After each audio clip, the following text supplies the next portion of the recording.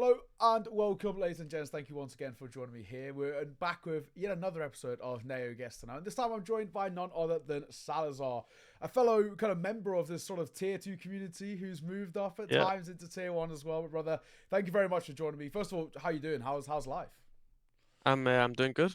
Currently in Sweden at my Nice. girlfriend's place, and yeah, and we've been grinding a lot, playing some qualifiers, and finally playing some officials. Mm-hmm. And how does that feel to sort of, I guess for you, just be back into the grind of sort of playing Counter Strike? There was a little bit of a break period for yourself. So how does it feel to just be back kind of playing CS?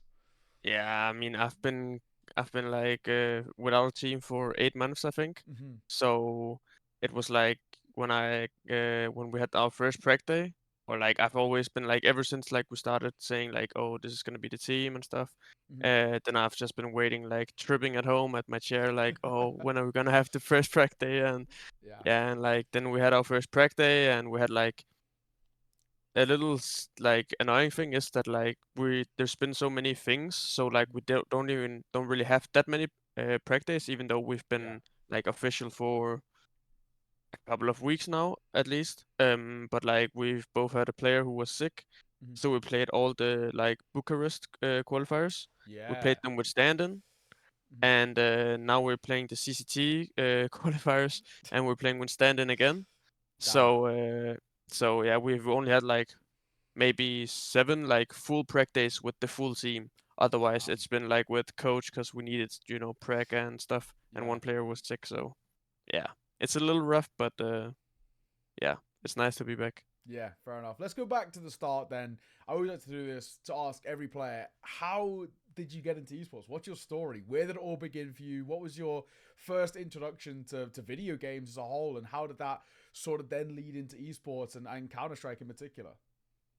Yeah, my parents, they're pretty young. Mm-hmm. They also played like games together. They played World of Warcraft together. Okay. So like gaming is not something that's far from gone in the family. Mm, Like all my uncles as well, they played some games on computer or PlayStation, sure. and my aunts as well. One of my aunts also played World of Warcraft. Um, but yeah, I like in the beginning, it like my dad's side is like a really big family, a football family. Okay. So I've been playing like football for many many years, and like played some like on elite level. Mm-hmm. And then I played like just played CS on the side to have something when I'm at home. Mm-hmm. And then got like in the end of my like school years, I wanted to stop because it didn't really. I would rather find out what CS could do for me than Sure. play football because I was also very injury prone. So in the end, I needed to get operated in my toe, Damn. and that's where I stopped playing football and then went over to Counter Strike and played that basically. Yeah, ever like when I came home from school, I instantly turned on the computer to play Counter Strike, and then I went to bed like too late for my Yeah. age at least. And yeah, and that's just what happened. And then in 2019, here in Denmark, we have this. It's called Efterskole. It's like boarding school, I think it's called. Okay, sure. Where we have like I took 10th grade in over there, and then we could choose these. There's like an e-sport line, so I had Ah. e-sport on the side of going to like 10th grade, and then lived like in the southern end of Denmark, and it was like for 1 year, and there I learned a lot, and like both teachers were like, I don't know if you maybe know them. A guy called Twinks. He played for Lyngby Vikings. Yeah. Mm-hmm. And a guy called TML. Yeah. Those two were our teachers, and Okay. they like learned me a lot. Mm-hmm. Uh, and then after that year, we like in this when we were at school, we played this Danish league. And then at the last season of the school year, we got promoted to like the best league in Denmark, Okay, sick. which was pretty surprised. Um, and then after the school, then we like us five, or we were four, Hmm. we stuck together because Krog, you know Krog, right? I think From so. Yeah. Astralis Talent. Oh yes. Yeah. Yeah. Yeah. Yeah, yeah. He got picked up by QBF back then with Barry and Yeah. Yeah. The yeah, quantum belter fire. Yeah. yeah, exactly. He got picked up from that, and he was in our like team on the school. So we had to find the fifth guy to play this Danish league. And then yeah, ever since I've just like kept on playing with different mix or the yeah, different Danish teams Yeah. until I got to Atlantic, Hmm. where we like had our little reunion. We were four from the boarding school Yeah. together, and then we played some, yeah, mostly just played like Danish tournament, and then we played this Miss Games. The first one, Yes, I there remember that. was, Yeah. In was it yeah, Norway that one? yeah, but we Yeah. played only the online. Okay. Right. Yeah. We I don't even remember who we met other than OG Sure. Academy, and I think we met Eternal Fire Academy as well. I think and team was called that back then. I think so. It rings a Uh, bell. Yeah. yeah. And then after some time, I got picked up to Aesthetic. The coach for Aesthetic at that time was TML, my former teacher. Okay. Yeah. So he knew what I was capable of and knew like my mindset, because like a lot of the mindset I had back then with football on elite level, I can like still use in Sure. CS, and like I know what like needs to be done to like have a like professional environment, kinda. Yeah. So yeah, and then after static, we just were grinding our way up, and yeah, I think that's like that led to Yeah. where I am Yeah. now. So growing up, I think once you started playing Counter Strike. So when did you start playing CS? You remember what year it was? I got my first PC in 2012, if I'm not Okay. mistaken, And and was then was that one of the first games then, Counter Strike, or was it like World of Warcraft yeah, to start off? no, it was I played.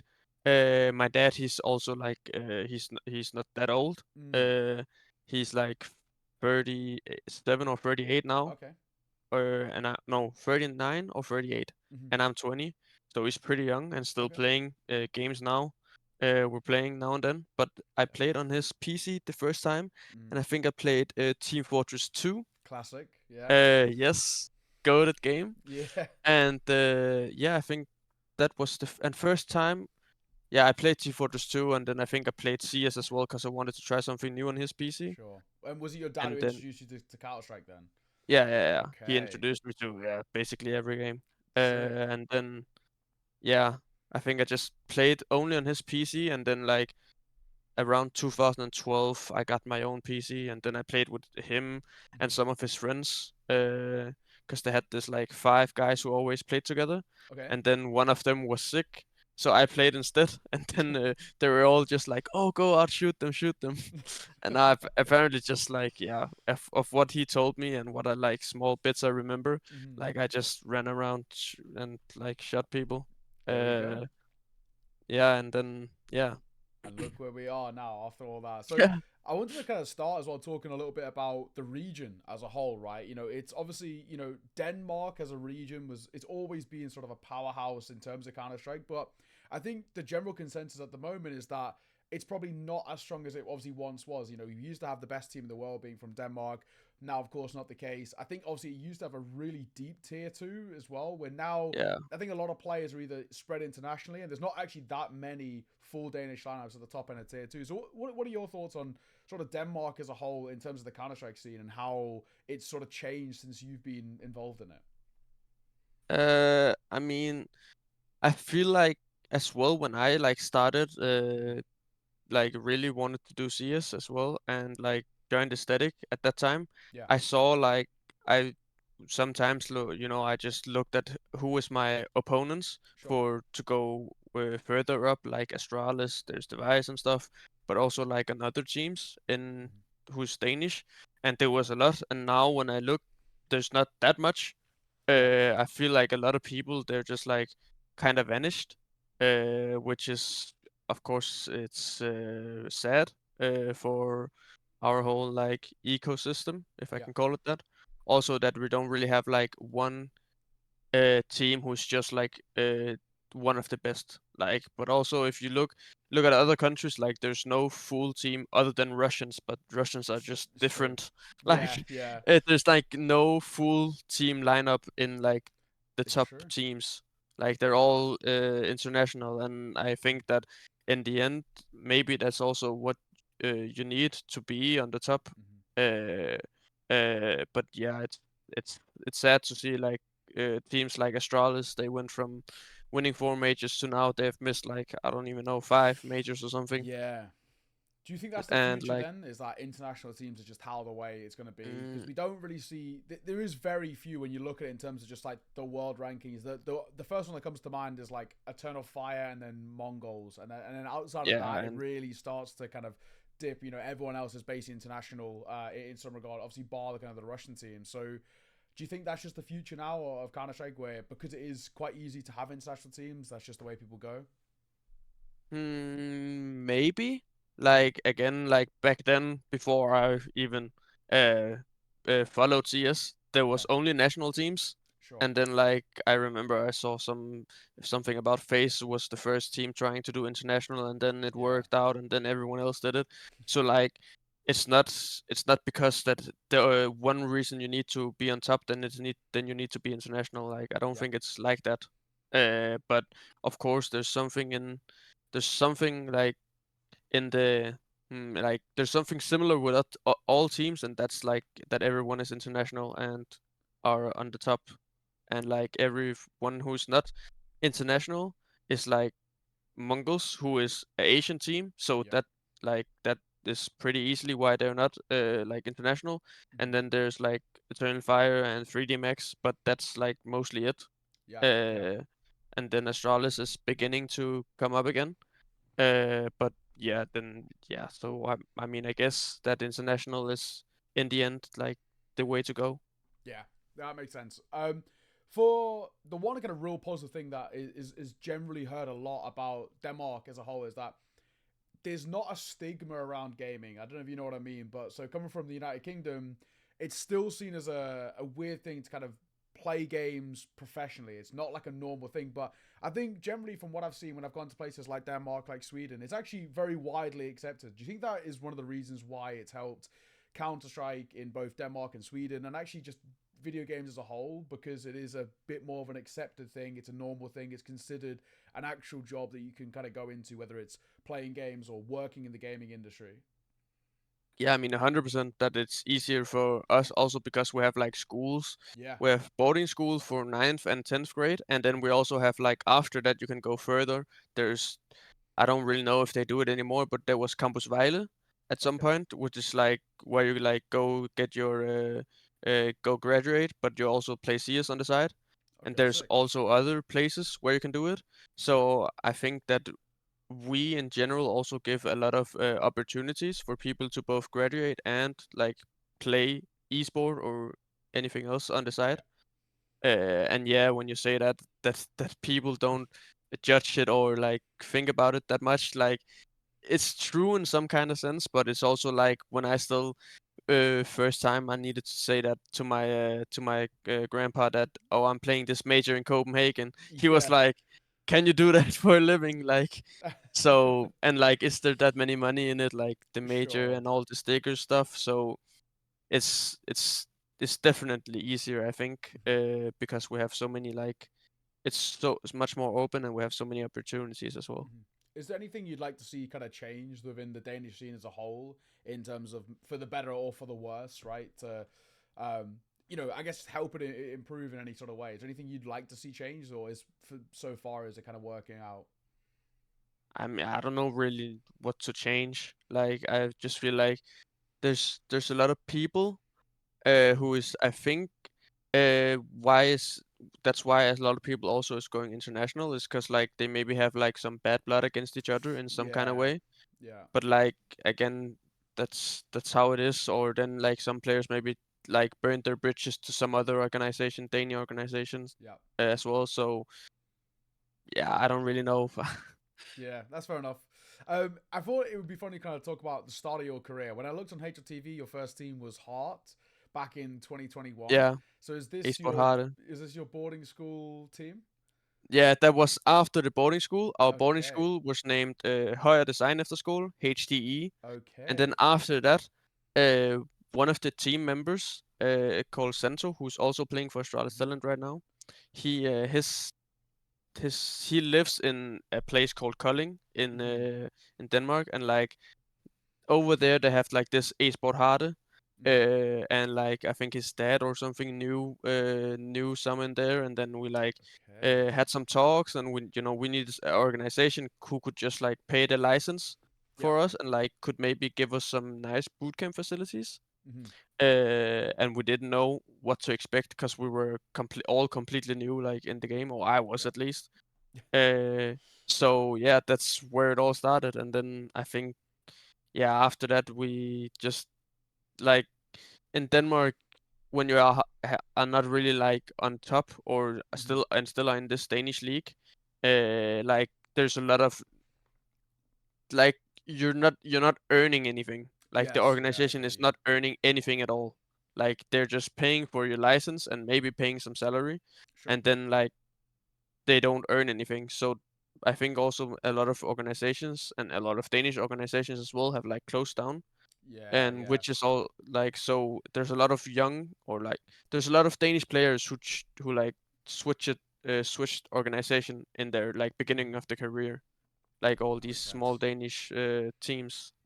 Yeah, because they just can't run basically. No, I get what you mean. Yeah, And for yourself, the sort of the big breakout team has to be Ecstatic. That was the one yeah, where you guys really kind of came into kind of the limelight. How was that experience? You went from grinding tier two, and you guys were putting in so much work playing throughout tier two. And I think that sometimes a lot of players can say this is that like grinding out tier two feels quite unrewarding because a lot of it is from home, and it's tough to kind of feel the progress as much. Like you can even still win yeah, online stuff, and sure there's some prize money there, but it just doesn't feel the same as being at the lands. Then you got the chance to play in Copenhagen. You were the furthest team from Denmark to you went the furthest in your kind of home age. I mean, how was that? How was that experience going from being tier two, then into kind of the depth of or kind of tier one into the limelight, being the best Danish team at a Danish major? it felt absolutely surreal. Like I even remember from even remember now still that like the moment we qualified, Mm-hmm. like I didn't know what to feel. Like my tears just started running instant, and I didn't know what to do with myself. But like to f- to think about it all the way back to when I started and joining at Aesthetic, like, and all the things we've been through, and like all the months where we feel like there's no progress, and then the months where we qualify for ESL Melbourne and ESL Yeah. Katowice, and then then we went downhill again a little bit, and then uphill again, and then we qualify for the major. Like it's just one big roller coaster, but like it's for sure something that like I will never forget in my life. Yeah. And with kind of, going into a deep major, there's obviously the small things, or I guess small in some ways, but big to you guys, which is things like stickers. Right? How much does, obviously, if we would just kind of get rid of the monetary side of things, which we all know monetary side is good, right? But it's like, even just being able to say something that very few people can is like, your name will forever be in the game. That whole experience, being able to kind of represent Denmark, but then also getting your name in the game. I mean, I'm sure those are things that even you can kind of say to family, like saying like, hey, like look at this, like I'm in the game. Did any of your family even end up coming out to watch as well?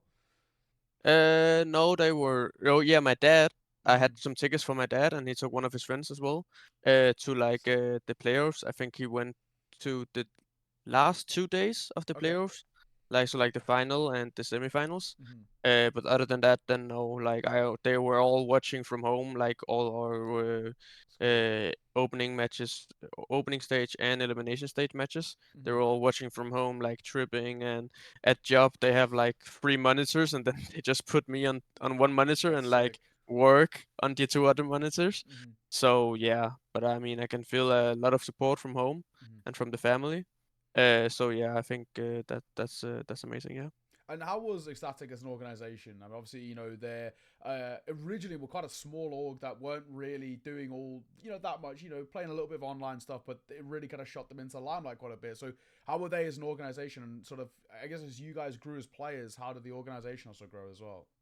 Yeah, I think it's not like a big what's it called? A big secret that it's Mm-hmm. like a small organization. Yeah. Like there are three people, Mm-hmm. and like and one of them is Siebel, and he's not Yeah, of like course. he's more really the guy who like outside, to show his like face outside and like Yeah. promote in some kind of way that way.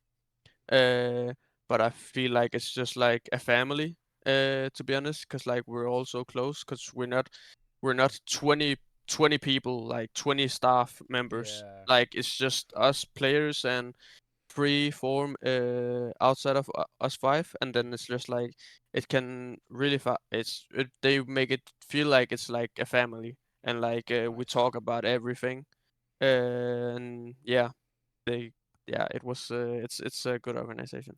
And then, of course, because sort of following that was Gaming Gladiators, and as a whole, I think the Gaming Gladiators project, and I'd love to kind of hear your thoughts. It didn't quite work out sort of as intended. Didn't follow, I think, the successes of Ecstatic under that kind of banner. You guys have done super well at the major, and then heading into 2024, it just didn't seem to kind of find its footing again. What do you think kind of went wrong? Yeah, I mean, I don't know. I don't know if we all or like some of us like we just like because now we've like not made it, but now Mm-hmm. we've taken the next step from Sure. like grinding all the online matches because we were beginning to get like invites to like we got a couple invites to playoff in CCT, and we got like invites to like uh, skipping group stages in Yala Combas as well, I remember. So like I don't know if people like you know uh took their foot away from the gas a little bit, or what happened, or if it was that everything happened too quickly, or if yeah, I don't really know, to be honest. It's of course it's not it's like a sad part of Yeah. like my career, if I can say that. Mm-hmm. A lot of things happened for myself as well, like in real life. Sure. So like it's a part that like it's a sad part, if I can say it that Yeah, way. I get you. And then obviously, kind of towards, I think if I'm right in saying it was like the start of this year. But when you like, initially, so Gaming Gladiator kind of shut down, I think, the start of this year. But you initially got benched a little bit earlier. What was that like? I think obviously because previously, if I'm right in saying, you kind of always gone from being moving to one team or staying within, and it was sort of always felt like a bit of a progression. But was that a bit of a shock? Was it did it hurt kind of thing in a way, sort of having to sort of step back and just look on from the kind of the sidelines? I mean, in I got benched in like the summer, Mm-hmm. right after coming back from player break. Yeah, Uh, and I remember like through my player break, I or like even before, like we all knew that no one of us was 100% sure if we were gonna stay. sure. That's at least what I thought, what I was thinking about, because we were performing so bad. Like Mm-hmm. there was none of us who was like absolutely like just doing 120 rating and still Yeah. losing. Like we were all like pretty like bad, and lost a lot of games. Mm-hmm. So after the player break, or like in the player break, I like have been thinking about like who is like the players that are like free agents for my position, and like the first name that popped up in my head was Nikodas, Okay. and there was no like I knew that that he's good to see us. Mm-hmm. Uh, so when we came back from the player break, we had one preg day, and then I think it was the day after we had like an off day, Mm-hmm. and then on that off day, like I got told late that day that I got benched, and then I just like I got told from Kessler, the coach, Mm-hmm. and then I just like I was fully like I understood it 100%, Mm-hmm. and then I just yeah I yeah low key knew that it was Nikodas, also because Sure. both him and Roy, they Mm-hmm. signed the same agency. Uh, Okay, yeah. so and like I'm pretty sure they did that in the summer as well. So I was Okay. like, okay, they're gonna, You could see they're it gonna kind of get some. happening, basically. Yeah, exactly. Yeah. So I was just, not really. I was just not waiting, but like I knew that something was up in some kind of way.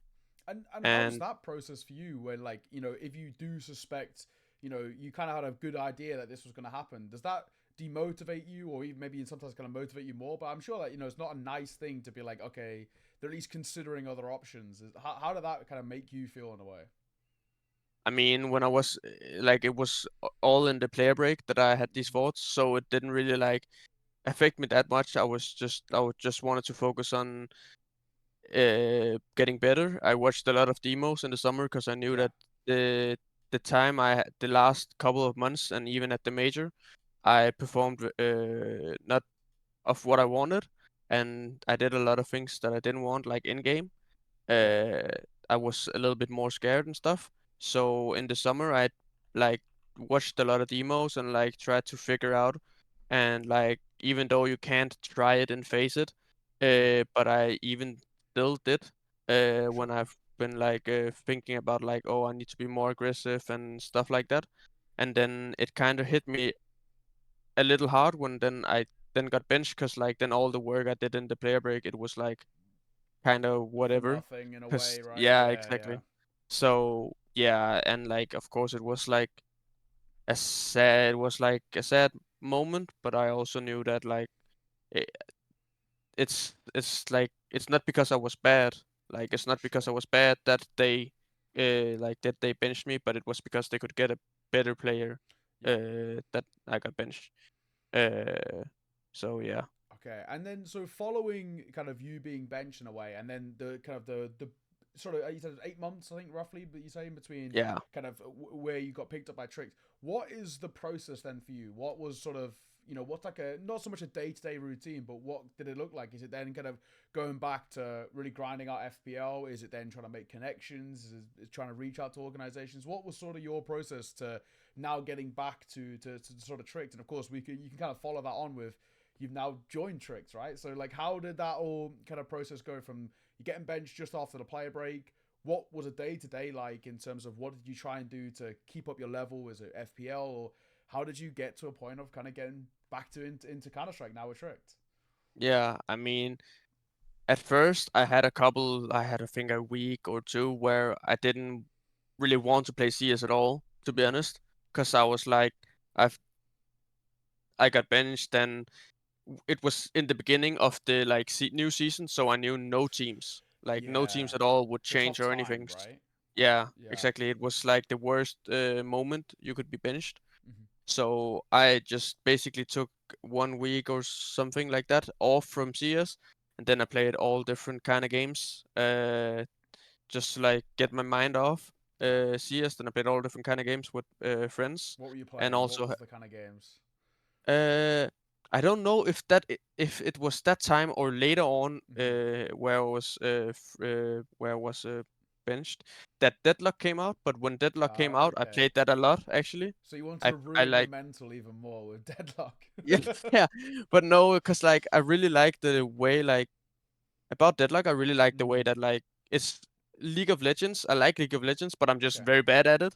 Yeah. So I like the game, like I like the thought of like this is like laning phase and stuff, and there's Sure. jungles, and then it's like third person, and then I need to like be good at with my aim, which I would say I am. Mm-hmm. So like it was not that hard of a game as Yeah. well.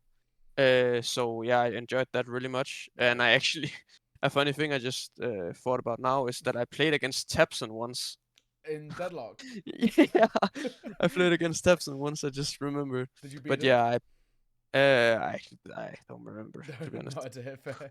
Uh, but yeah, I played a lot of games and played TFT, Nice. uh, Just and take your played mind off it, kind of thing. yeah, Yeah. exactly. And then I had a couple of months where it was completely just grinding, Mm-hmm. and just played Faceit like yeah, I didn't even stop playing Faceit. Yeah. And I had a lot of talks with my agency Mm-hmm. about what we think would be like a great like step if I only want a Danish team, or I also Mm-hmm. want international. But I knew at that time that like there's no Danish teams Cause like everyone is going international, and Yep. like kind of the next step is maybe just international. So I was open for everything. Mhm. And yeah, I just played a lot of CS, and then I had a couple like periods for like a week or so that I didn't want to play CS, cause like face it, it's just very tiring. Cause like Yeah. one thing is that all the things you see, I think I saw like every single pro match there was at that time, Mhm. because I didn't really have anything to do, and like Yeah. everything you see, or if you like have a good idea of something, like you can't do it because you're playing a face it, and Yeah. you have, if you're playing solo queue, then you have four teammates who like Don't listen. eat don't listen, or Yeah. just don't they don't like give a fuck. Like Yeah. they just Yeah. don't care. Like they just want to play their game, or then they just want to Sure. troll your game. So yeah, and so that was, so I had a couple like of periods that like I didn't really play CS. Mhm. Uh, and then I played um yeah, I think that's basically it for like those 8 months, and then I played Marvel Rivals in the end when Nice. it came out. I like that game. Yeah, Pretty fun. Yeah. because yeah, I've been liking Overwatch as well before, Sweet. like for years ago. Yeah, it's So pretty I similar. thought like, Yeah. yeah, and yeah, so that's basically what's been going on. And Okay. then in the start of 2025, I think it was at the end of January maybe, Mhm. then I got like the message, are you interested in this? And then yeah, There then we I go. hopped on. So, did you ever consider going international, or was it always for you? You sort of wanted to stick with a Danish team?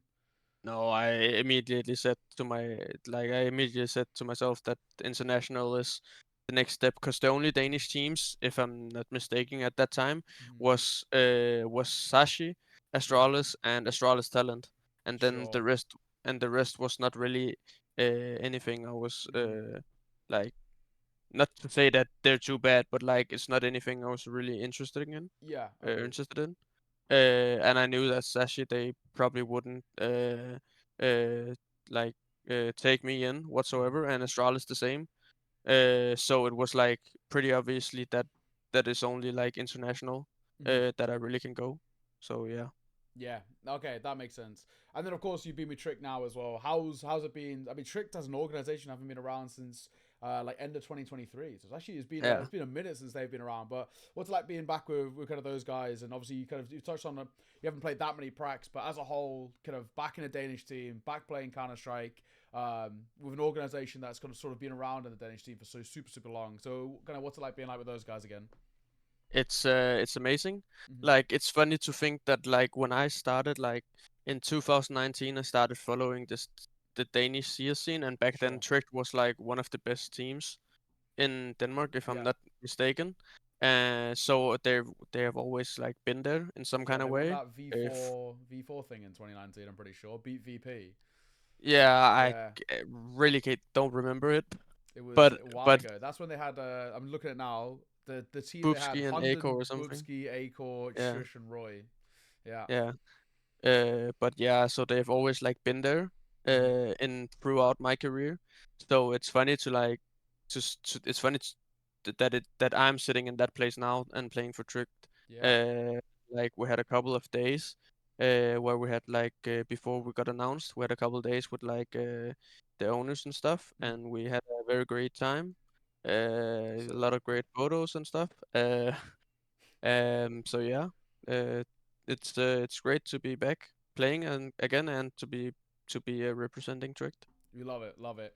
And of course, so far, not been actually too bad as well. We saw kind of a pretty big win of NIP. I think that one obviously kind of did the rounds, I think, a lot on Twitter, especially just because everyone's been looking at NIP. But you played super Yeah, well in that game. You kind of farmed a little bit, right? yeah, So that was pretty good.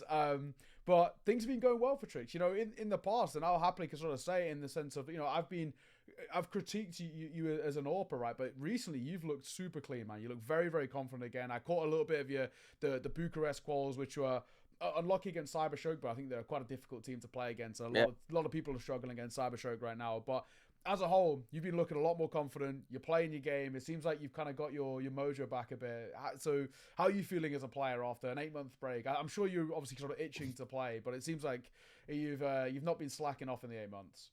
yeah. Thank you. It's been like It's been absolutely amazing to be back. Like Mm. I'm just tripping like, and after we have like our 8 hour preg, or I don't even know how many hours we're pregging, then I'm just sitting there. Oh, can we play more? Like, Yeah, yeah, and yeah.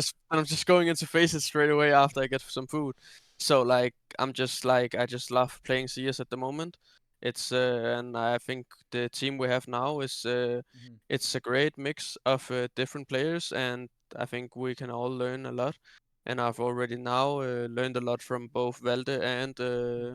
and coach Regin. So Yeah. yeah, I think it's uh it's a good future ahead. Sweet. We'll finish off the kind of the CS section. I've just got a couple of random questions, but I want to sort of ask you on just your general thoughts on VRS. So the tier two really feels like it's taken a hit this year. It's obviously been really ugly at the start where we had like a lot of our tournaments just got made unranked because they weren't inviting properly, which obviously just hurts us. But even and this is obviously something that as a whole I'm sure Tricked have thought about, and it's something you're gonna have to deal with is getting VRS points, right? You guys are kind of currently in terms of Valve ranking unranked, and you've got to now and try and find your way up the rankings. What does that feel like for you? How mammoth of a task does it feel like for you guys to get back up to the sort of middle to top end of tier two where you've kind of always been?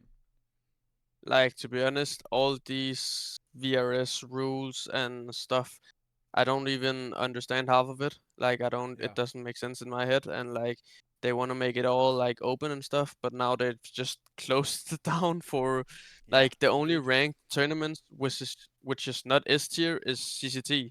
Yeah, Like, there's no other like tournaments who is ranked. So yeah, I don't even know. Like, we're playing with Roy now as well, mm-hmm. to like because there's all these rules and stuff, and Yes, how to yeah, get the wild VRS. card stuff, But right? yeah, Yeah, yeah, like NIP got wildcard, and now they don't have any wildcard invites now, because yeah, some Jax, Jush, or Snappy's top five team mm-hmm. from 12 months ago or something like that, Yeah, it run out. So yeah, it's just one big circus, and yeah, then hopefully like I feel like a lot of people also lately have been like criticizing and like mm-hmm. writing on Twitter and stuff, Yeah, and like they also made this open letter or what it was, like a mm-hmm. couple of those teams. So I think it's like I think, or I hope at least, that Valve is gonna like take it seriously and like think Agreed. about, okay, there's like our ecosystem is like kind of breaking down because Mm-hmm. like we're not really allowing new teams or other teams than who is on the top to like come up top. Yeah. Uh, so yeah, I hope that one day soon at least that there will come some changes. I'm with you, man. I'm with you. I want to follow up as well with who's the best player that you've ever played with. Now, this can also you can kind of give me one of just like within a team, like the guy you've been in a team with, and then maybe just sort of some player that you played with, like in FBL or Face It or whatever. That was just sort of ridiculous. I mean, if it's just overall, then I don't think I can say anyone else than Dupree. Okay. I played with him in stand-in at the Blast World Finals Yes. back Yeah. in, yeah, I think no 2020, 24, no 23 winter. I don't Mm-hmm. really remember. But yeah, I played with him stand-in with heroic. Yeah. So I think it may be him. But if I can't choose him with stand-in, then then I think it's more like it's more not really like he's not the player that got the most firepower, Okay. but he's the player that I think I've learned the most from, and that's Manx. Okay. From the beginning of my static era, or what Mm. you want to call it. But I think uh I remember many days like watching demo with him, Yeah. and like he kind of really learned me a lot how to like play the game, and Sure. we saw the game very the same. So it was also very easy for me to like learn from him. Mm-hmm. So yeah, that must be like the best player in some kind of way that I've played with. Okay. And then on the flip side, who's the best you played against? Is there any player that you've ever come against in an official who has just like completely destroyed you, untouchable? Yeah, we played against Manesi when we got Fair when we enough. got eliminated in the major in Copenhagen. That'll do it. I Yeah. don't think it's I don't think it's any secret that he's one of the best players in the world. Is he just untouchable when you're in the server? Like you just cannot react quick enough, kind of thing. Yeah, but he's also just like, even though you know what he's gonna do, then he does the things like Hmm. in a good timing, or like in some good rounds, and Yeah. like he just got this X factor in him, Hmm. which we've all seen. There's so many clips of him in like Yeah. all the biggest tournaments. So yeah. And then just to give a side note, I think one of the other best players I've practiced against is Saiwu, because Okay. Yeah. if and I think of all of us in Aesthetic Hmm. back then at the major, the first we had like these, we were there 3 days before, I think. Sure. We had our first game, and then after media day, I think it was, we practiced against Vitality. We played 4 maps in a row, I think, Yeah. and we got absolutely destroyed in all 4 maps. Like, I've never tried anything like it. We just felt like we couldn't do Yeah. anything, Yeah. and then we apparently still make the run in the major. So yeah, it was crazy. Yeah. Fair enough. And the last one for kind of this CS section I wanted to touch on was just: is there any player for you who you have sort of played with or seen? It doesn't even need to have sort of played with, who you think is going to be kind of like one of the next big things. And you can even give me one from Denmark and then one just sort of worldwide. But is there any players that you really think are going to sort of make it at some point in the future? Um, I think there's a lot of like uh players that I can choose that is very hyped. Mm-hmm. Like there's Kyosuke from Spirit Academy, Sure. and like there's these Navi Junior players. They've been playing as good Yeah. as well, like Mikasa, Mm-hmm. and I think also like Mouse NXT. I don't really know all the players, but like they all Mouse NXT is in some way or another. I don't know if it's Toby's the coach, Yeah. who like picks out the players or how they do it, but they They're always always come good. up with some players who is Yeah. just gonna go to like, yeah, some crazy places. Yeah. And then like to be more like on the Danish side, it's also because I know a lot of the players, or Mm-hmm. like all of the players from Astralis Talent, Yeah. and I know that they really want it. So Mm-hmm. to like, and like I know that both Krok and Sensor, I've went to boarding school with them. Yeah. But like I think like one of at least one of all those 4 or 5 players, Mm-hmm. they're gonna like hopefully make it like to more tier 1 events at least. Okay. Sweet. Sounds good. And then I have Leaks on my team. Yeah. He's he's one to keep an eye out. Okay, sounds good. Sounds good. So I want to sort of move on for a last few kind of questions here, and just talk about sort of, I guess, the more personal life of things. So how hard was the conversation? And you've touched on it a little bit, but how hard or easy was the conversation with your parents to be like, hey, I want to kind of give esports professionally a full go. I want to commit to this. Was that an easy conversation? Was there kind of any convincing you had to do? My mom was an absolute no, and my dad was an absolute yes. But like, it's, I mean, my mom was not an absolute no, but she was more like, you have to do like physical sport like football, or I Yeah. can even do swimming or whatever it may be. But she wanted me to do that until at least that I was done with ninth grade. Hmm. And like my dad, he's a gamer himself, so he was like, yeah. I mean, he dreamt of being able to like live with playing some kind of game and like get Sure. salary of it. So he was like, yeah, go for it. And if you want to talk with like my mom or Hmm. like my grandparents about it, like then he would be more than like Hmm. ready to like come within the talk and like say Yeah. why they like need to allow me, or like why they need to Okay. like accept it. So, but like in the end, when I started playing for Static, and like my mom could see that okay, you actually get a salary, and like Yeah. then we've traveled to Poland to play the Katowice, and we traveled to Australia Yes. Yeah. to play the Melbourne. Like I think there's both her and like my grandparents, they like could actually see that okay, like you actually can go places with Yep. just playing like PC. So Yeah. it wasn't like, sometimes of course were harder than others, but like yeah, it wasn't like really, they were not absolutely against it. They were like pretty open. Okay, that's pretty good. outside of esports these days, you obviously kind of touched on growing up. You like to play kind of a lot of football and a lot of sports as a whole, but kind of these days when you're not playing CS, what is sort of the things you like to do? Hobbies, interests. Some people have like I don't know movies or music, or some people actually still just watch football like Premier League or whatever. What are your sort of hobbies and interests outside of esports when you want to take a bit of a break from Counter Strike? It's probably just an easy answer, football. Yeah, I played it a lot myself, and like sometimes, not that often anymore, but hmm then I could go out and play football with some friends, mostly in the summer. nice. Or then like we have our little group with hmm I don't know how many people we are, around 10 I think, who hmm is like all watching football. I'm not watching that much as them, Yeah, but like we're all watching football, talking about it, talking about other sports, and yeah. And I don't think I have much other than that. Like mostly I just play computer, to be honest. yeah, Play computer or fair enough. play PlayStation. So Fair enough. th- If you yeah. weren't involved then in esports, let's say, Counter Strike as a career never sort of happened for you, what do you think you'd be doing instead? What sort of, I guess, like job do you think you'd be going into instead of esports if it wasn't a possibility? I think the easy answer would be football player. Okay. Mostly because I was good at it.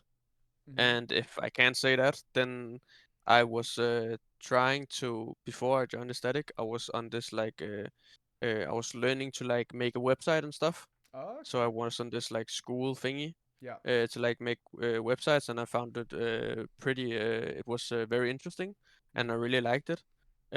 So I think if I didn't play CS, then I think I would be like some website designer, Okay. UX designer, or something like that. Pretty cool. All right, we'll finish off with a few random little questions, sort of Yeah. from Twitter and Reddit and whatnot. And first one is, how many languages do you speak? Uh, I speak Danish, English, and then I would say myself like Yeah. a little bit of Swedish. Okay. And then like my mom is from the Philippines, Sure. but I can't speak it fluently, but like Kind of I understand conversationally. the basics. Yeah. I understand the basics and stuff. So yeah, I would say Tagalog it's called. Tagalog. Yeah. Yeah, so that's maybe probably it, like two and then two halves, Yeah. 25% each. Okay, fair enough. And just touching on kind of the Philippines thing, I know obviously when you kind of made it to the major, there was a lot of actually kind of sort of out of nowhere. We don't really talk about kind of Philippines and Counter Strike in the same conversation, but there's a lot of people on sort of Twitter and Facebook and Instagram, whatever, saying how proud they were Philippines Counter Strike at the major. How did that make you feel? Obviously, were you born in Denmark, but you just have your family from the Philippines? Is that how it works? Yeah, I was born in Denmark, and then like Mm-hmm. my mom and her sisters are from the Philippines. But yeah, I'm a big like family guy, Yeah. and like I really like I really love my family and like Mm. all the family we have down there as well. So I wanna like represent them as well in Yeah. some kind of way. So yeah, and then like just getting all this acknowledgement, I think it's called, Yeah. Yeah. from like all the like there's all these Facebook groups, and Mm-hmm. I didn't even like Facebook is still a thing down there, but like I don't think I any don't other use it. young, Yeah. no, exactly, I don't think every other person uses it. But yeah, they have like these, I think it's two or three Facebook groups that have like posted about me, hmm and like a lot of people have been writing in my DMs who is like from other countries but also hmm like half Philippines, and they're also just like, oh, thank you so much for like showing or represent our country. So Yeah. yeah, it's amazing. It's a great feeling. Yeah, that's sick. Another one is, what is your warm up routine? Oh, it's actually pretty different. Like if let's say we're playing an official, then I'm hmm usually just like playing DM Okay.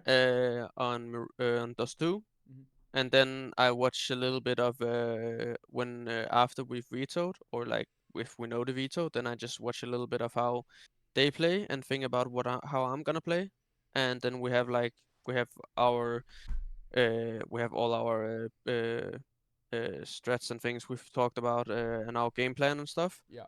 and then just I mostly think about how I want to play myself and which peaks I want to take and stuff, and then I just go into the server and throw some nades, uh, and then and then I'm ready.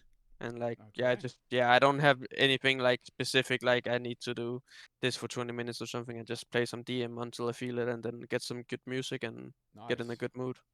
Another one is why did you choose to be an AWPer? Where did that kind of conversation start for you? Where did specifically becoming an AWPer over an entry fragger or a support rifler? Why the AWP for you?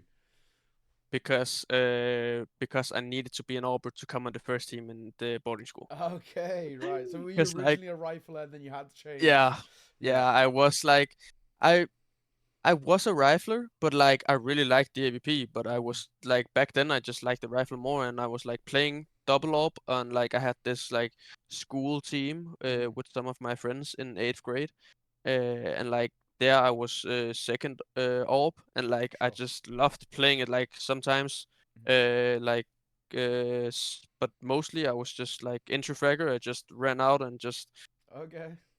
it's, yeah, just swung around and killed people. And then back then in boarding school, then I like they there was not really an Auber on the boarding school, Yeah. so I was like, yeah, I can take it. And then I knew that we had twins, Hmm. who is also Auber or was, Yeah. so he could learn me a lot. Yeah, that's basically why. And then I Okay. fell in love with it ever since. Okay, fair enough, fair enough. For you, who was your CS:GO, I guess, idol when you were starting your career? Is it sort of any player that you looked up to, or any player that you molded your style of play to? I think it's pretty easy answer to say device. Okay. I think that just yeah, how good he is and how good he was back then. Like they won 4 majors and stuff, and also because yeah, he's Danish and I'm Danish. But also just like the way I've heard that he works and like thinks about the game, like Mm. like trying to find these small things where you can where you can get kills when people do when the enemies do an execute. Hmm. Find these small things where you can stand like maybe between a smoke and molly or like at the edge of a smoke or something. Uh, I really uh, I really like that way of thinking, so I tried to do it myself as well. Yeah. So yeah, that would probably be him. Yeah, fair enough. I guess the final question that we've got is a pretty simple one, but I think at the same time kind of a hard one. What is your advice to future pros? Let's say there's someone out here watching this and they want to become kind of a future player. They want to kind of start their grinding towards tier 2 that we know can kind of be pretty brutal. What is sort of your advice, having done it yourself, made it to a major, and all the rest? What advice would you give to any future pro? Um, be open and like be positive no matter what happens, cause like it's never easy to play Face It all day Yeah. and try and grind for. First, you have to grind for a team, and then after you get a team, you have to grind for LAN events, and that's never easy. Like you're gonna Sure. play 3 BO3s on a day, or like so. Yeah, just be positive and make sure that you enjoy playing the game and that it's not making you making you tear apart. Uh, Okay. so yeah, I think that's mostly it.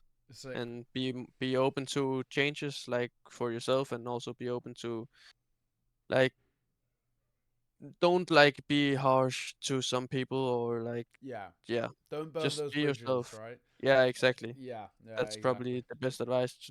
Don't burn any bridges, All because you right. never know when you're gonna come back to Yeah, yeah, any exactly. player or any organization. Exactly. All right, dude. Well, that sums up all the questions we've got. So I'll leave the floor open. Anyone or anything that you want to shout out, but of course your socials are all on screen and kind of below as well. But yeah, anything or anyone you want to shout out? No, not only that. I hope Nice.